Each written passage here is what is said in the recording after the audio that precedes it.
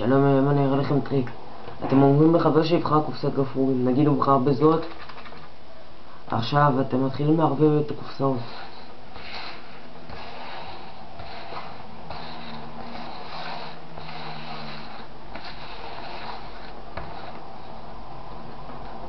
עכשיו החבר אמר שזה הקופסה שהוא בחר, אבל אין פה גפרורים.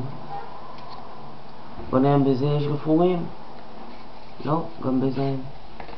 ובוא נראה אם יש בזה גפרורים. לא, בזה גם אין. אז בטח אתם שואלים איך היה פה גפרורים, אז אני אגלה לכם את הטריק. יש לי פה קופסת גפרורים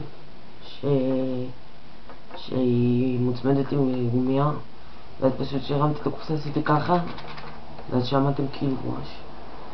זהו, יאללה ביי.